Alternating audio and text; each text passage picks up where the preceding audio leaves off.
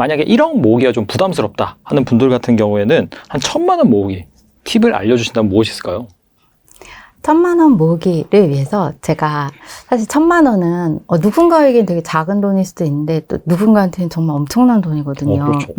그때 제가 좀 권해드리고 싶은 건 그 풍차 적금이라는 게 있어요. 근데 그게 뭐냐면 실제로 우리가 1,000만 원은 좀 예를 들어 사실 어떻게 보면은 한 달에 100만 원씩만 저축해도 1년이면 모을 수 있거든요. 근데 그게 사실 쉬운 일이 아니거든요.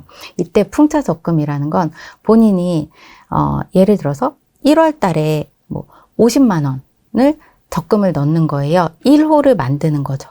근데 만약 50만 원 너무 버거우면 뭐 10만 원이라도 이렇게 적금을 넣는 거예요. 그래서 적금 통장을 1호를 만들고 2호를 또 만드는 거죠. 2호는 2월 달에는 또 하나를 또 개설을 하는 거예요. 그렇게 해서 3월 달에는 이제 하나를 또 개설하면 3개의 이제 풍차 적금이 돌아가게 될 거예요. 4월 달에는 4개가 돌아가는 거죠. 근데 이제 12월까지 하고 나면 내가 언제까지 이렇게 돈을 모아야 되지? 뭐 이제 이런 생각이 이제 들 수 있어요. 그때쯤 딱 만기가 돌아오게 돼요.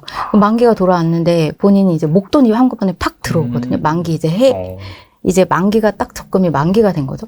이제 지칠 때쯤 됐을 때 이제 만기가 딱 돌아오면 뭔가 이제 작은 성취감이 생기게 돼요. 그래서 실제 제가 주변에서 저희 그 멘티들 그리고 재무 상담하다 보면 막 6억씩 모으신 분들도 현금으로만 그냥. 근데 그분들 제가 어떻게 6억을 이렇게 현금으로 정말 개미처럼 떼굴떼굴 이렇게 모으신 거예요. 근데 보면은 적금 통장이 이만큼이 막 있으신 거예요. 근데 왜냐면 이분들은 그게 재미인 거예요. 그러니까 12월쯤 막 이제 지칠 때, 근데 이게 만기를 짧게 할 수 있어요.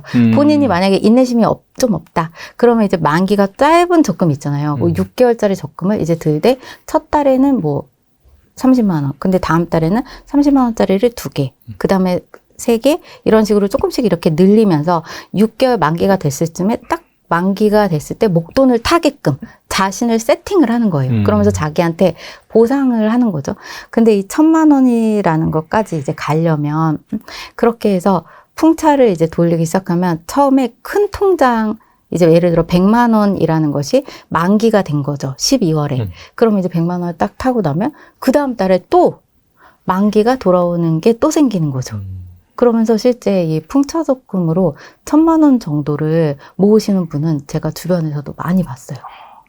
이게 확실히 약간 한 사이클만 돌면은 네. 계속해서 만기가 들어오면서 나한테 이제 보상이 주어지니까 이런 것들이 나를 계속해서 그렇게 적금을 하게 하는 원동력이 되겠네요. 그렇죠. 적금을 한 번도 안 했던 사람도 왜 우리가 월급도 회사 다닐 때 이게 막 마약 같다고 막 하잖아요. 그러니까 매달 이렇게 딱딱 돌아오니까 월급이 들어오니까 힘들다가도 갑자기 그날이 이제 월급날이 되면 다시 가야지. 이것처럼 이 적금도 이제 1년만 딱 이렇게 참고 놨더니 갑자기 정말 100만 원씩이라도 매달 10만 원씩 만약 본인이 뭐 적금을 들었다 그러면은 인터넷으로도 또 들 수 있거든요. 온라인 뱅킹으로도 적금 통장이기 때문에 그러면 그런 카카오뱅크라도 뭐 이렇게 편리하게 본인이 들 수 있는 걸로 이제 들었다라고 하면 갑자기 매달 만기가 돌아오는 적금들이 막 생기는 거죠. 그럼 마치 적금에 그 뭔가 굉장히 몰입되는 그 적금에 이제 본인이 재미를 혼자 느끼는 거죠. 그러면서 약간 저축의 재미 이런 걸 느끼게 되고 그 목돈을 그럼 또 다시 또 적금에 넣어요. 놀라운 일은 본인이 그걸 써야지라고 원래는 생각하는 사람인데 이제는 한번 그 느낌을 이제 이게 목돈이 갑자기 생기네라는 느낌을 딱 알고 나서 이제부터는 더 큰 풍차를 돌리기 시작하는 거죠. 100만 원씩 갑자기 이렇게 만기가 돌아오면서 그렇게 해서 1년이 딱 지났더니 1,000만 원이 딱 생기게 되는 거죠. 확실히 한번 지금이라도 시도해 보시면은 그 돈 모으는 즐거움을 느낄 수 있을 거라고 생각이 되고요. 네. 부동산 하락장은 부자 될 기회를 잡을 수 있는 시기도 된다고 이렇게 볼 수가 있는데 네. 1,000만 원 정도의 소자본으로 그런 기회를 잡으려면 어떻게 해야 될까요? 마찬가지로 제가 하나 진행했던 물건으로 한번 좀 보여드리겠습니다. 똑같이 그 상가인데요. 경기도 화성에 있는 상가, 지하라고 표시되어 있지만 실제로 1층 상가입니다. 이게 부동산 자리였고요. 부동산 자리가 전용 면적 한 6.2평 되어 있는 부동산 공간이 경매로 나왔는데 보시는 것처럼 2억 400만 원의 감정가에 시작했다가 1억 4,300만 원. 이건 그래도 좀 높게 낙찰된 편입니다. 한 70%니까요. 근데도 불구하고 이게 괜찮다고 말씀드릴 수 있는 이유는 2억 400짜리를 1억 4천에 낙찰받았기 때문에 1억 4천에서 보통 한 80%에서 90% 대출 이것도 상가도 가능하거든요. 그러면 내 자금 한 1,000 얼마에서 뭐 한 2천만 정도 돈이 들어갔다가 여기 기존에 있던 분들이 임대를 얼마 하셨었냐면 2천에 70만 원에 임대를 하고 계셨어요. 임차인이 있었고 금액이 2천에 70만 원입니다. 이분과 다시 재계약을 했죠. 그러니까 부동산에서 이제 그 상가를 보실 때 하나 중요한 게 있는데 공실일 때는 다시 임대 놓을 때까지 좀 시간이 걸릴 수 있잖아요. 근데 이제 만약에 상가에서 기존에 임차인이 있다면 이분이 나갈 수 있을까 없을까 100% 장담할 수 없지만 방금처럼 부동산이나 이런 곳은 꼭 필수적으로 필요한 곳이잖아요. 그리고 자기가 운영했을 때 들어가면 이 상가 임대차의 중요한 중에 하나가 내가 시설을 했던 투자 비용을 경매가 되면 하나도 건질 수가 없어요. 그러니까 시설비를 거꾸로 말하면 저희 경매로 낙찰 받으면 권리금이라는 게 없습니다. 그렇다 보니 그분들 입장에서 권리금을 받으려면 어떻게 해야 될까요?